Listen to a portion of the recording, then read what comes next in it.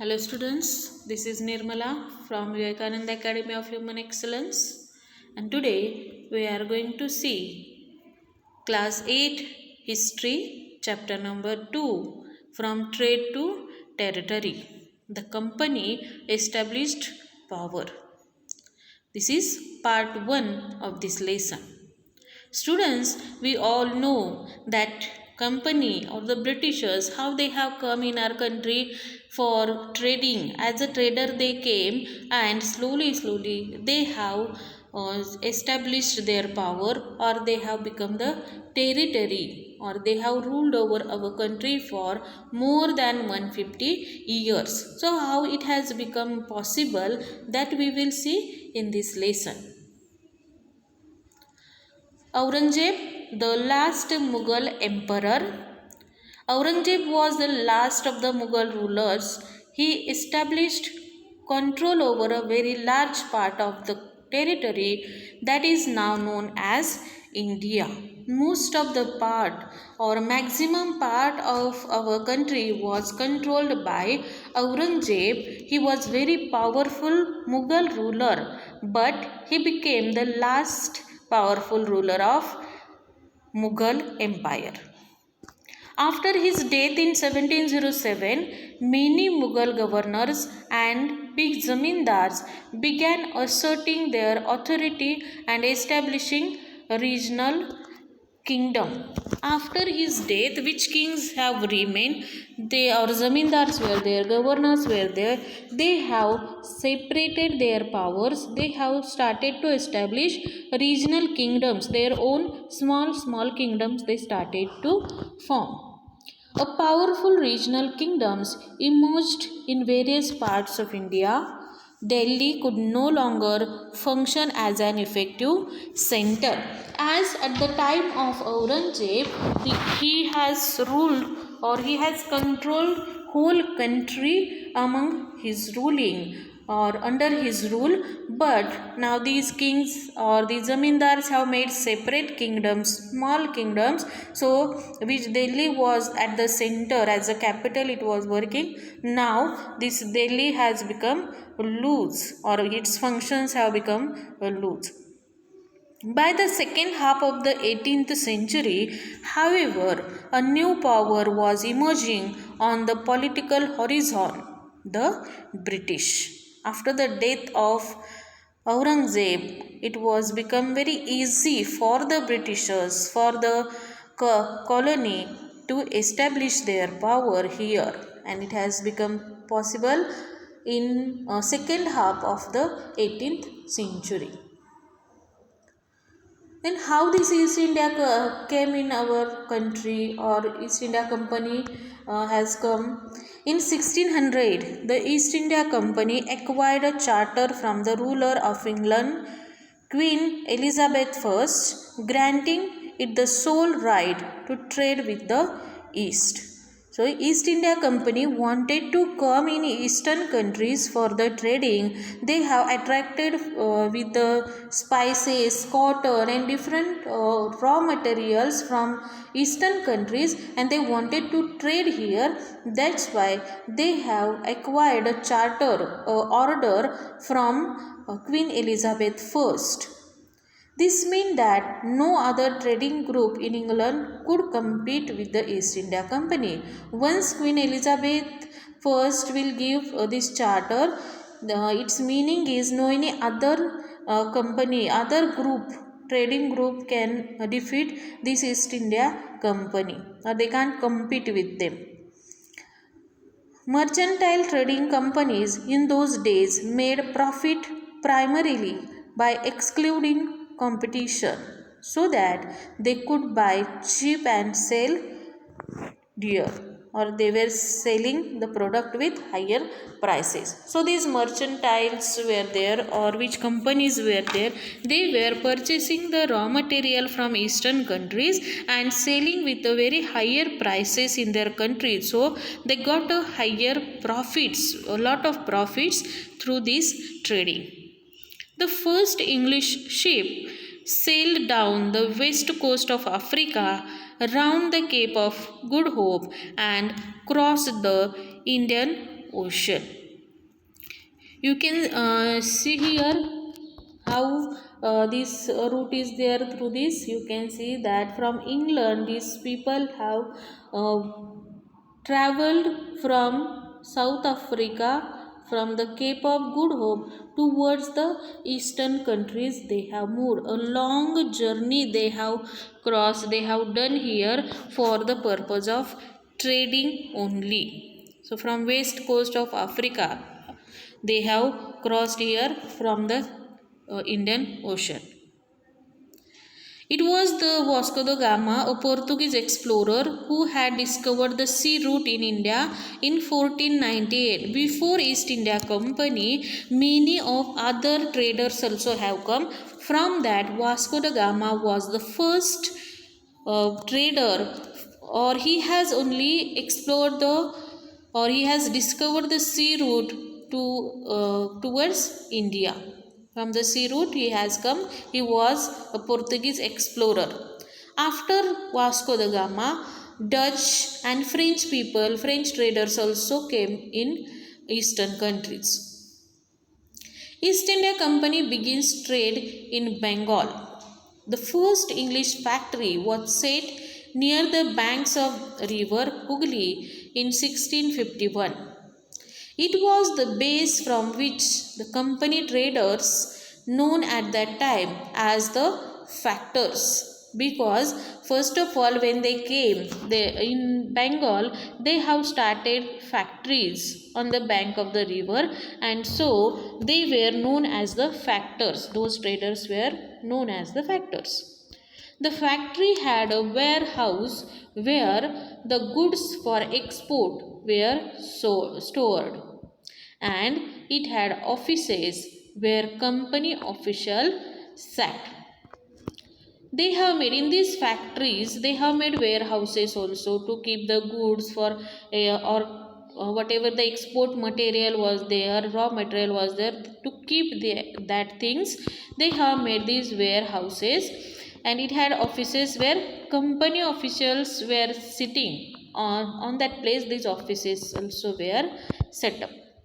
By 1696, it began to building forts around the settlements. Now where they were living, where these warehouses were there, they started to live there, settle there, and they started to make the forts or fortification also they started, that no any other one should come to should enter in that place.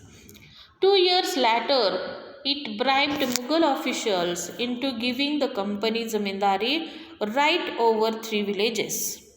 One of these was Kalikata, which grew later Calcutta or Kolkata. Here, after 2 years, these company officials have started to corrupt the Mughal officials, to bribe them, to offer them money, or they have specially offered these Mughal officials as they will give them 3 villages as zamindari. Their zamindari will be there on these 3 villages, and they started to establish over there. And one of that village was Kalikata or Calcutta also was the part of this zamindari.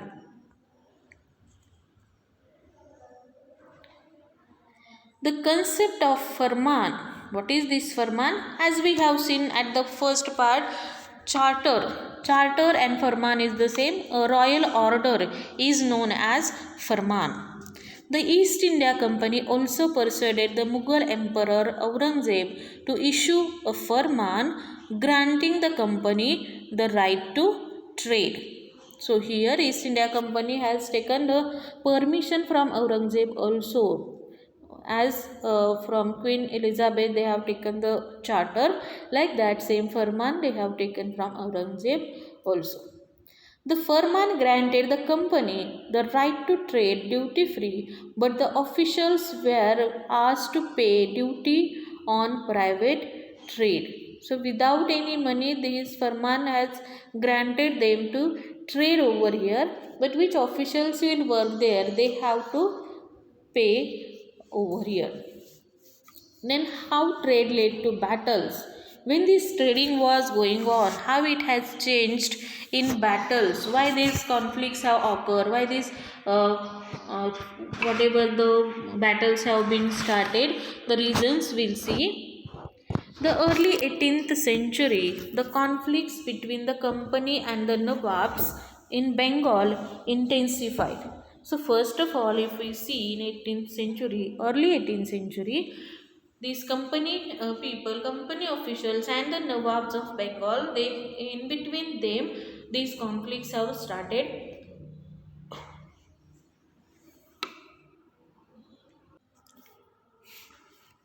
After the death of Aurangzeb, the Bengal Nawabs asserted their power and autonomy as other regional power were doing that time. They also have bifurcated, they have also established small kingdoms here.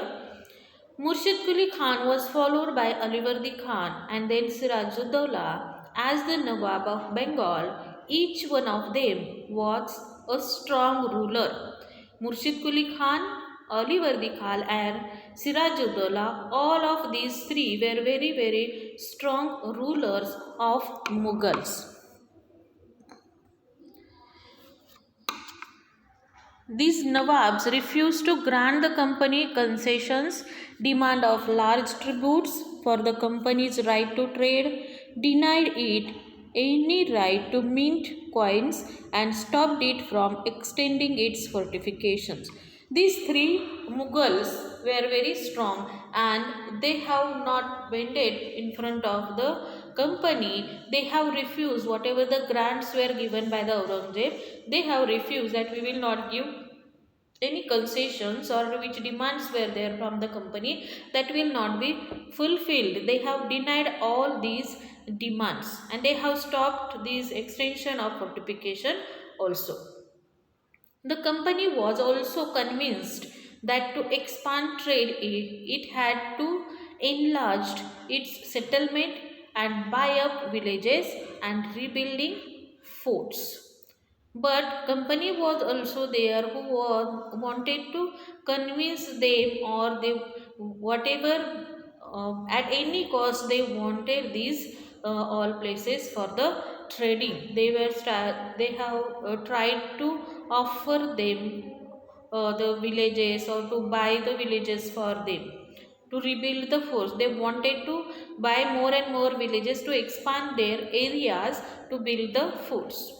The conflicts led to the famous Battle of Plassey. In this way, when all these conflicts were going on among the Mughals and the company, the battle or these small conflicts have led towards the Battle of Plassey.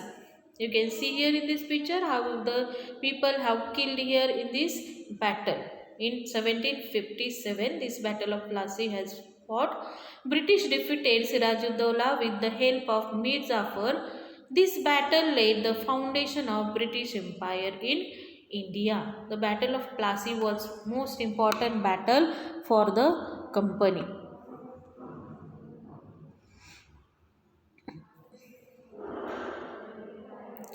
The British army was vastly outnumbered, consisting of 800 Europeans and 2,200 Indians.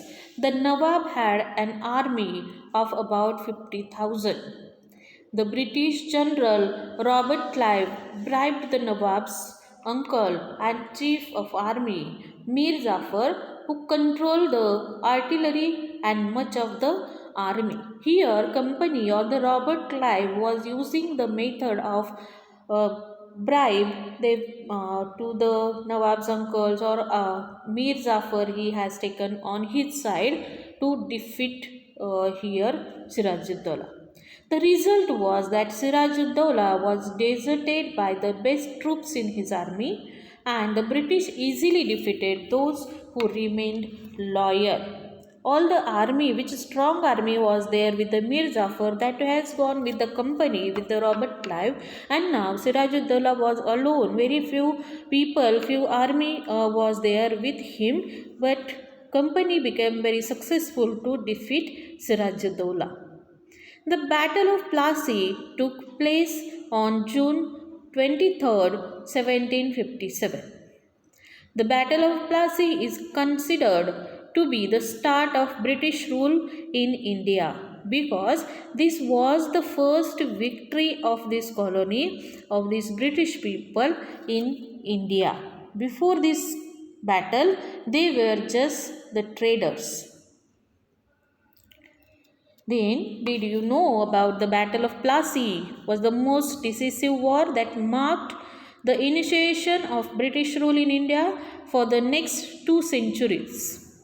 Battle of Plassey or Plassey took place between British East India Company and Nawabs of Bengal and his French allies.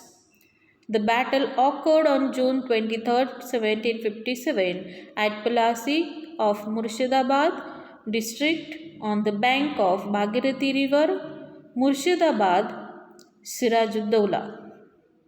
The army commander Mir Jafar of Sirajuddaullah's side betrayed in the Battle of Plassey, and thereby the whole force of Nawab collapsed, and as a consequence the entire province of Bengal came under British.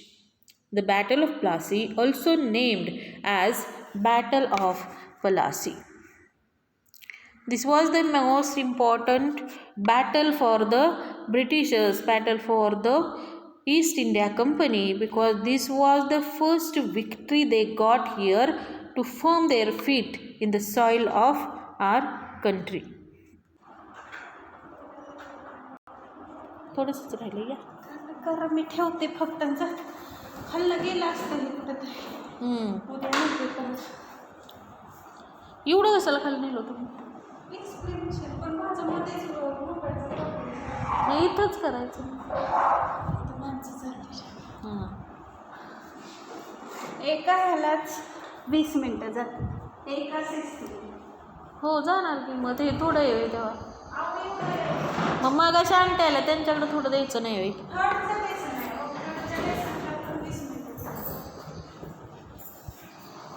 माझं तर 1 मिनिटाचा तो झालाय माझं 70 मिनिटाचं झालं पण अजून तरी 30 मिनिटाचं राहिलंय पहिला एक्सपोज झालं नाही परत ते मेमरी दाखवायला लागले होय ते स्टॉप केलं आणि ते करून घेतलं दिला sorry okay okay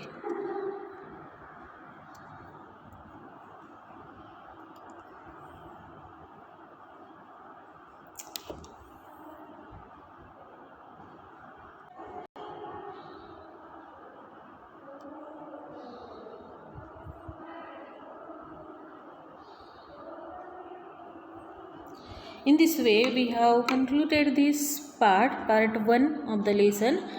In next part, we will see further points.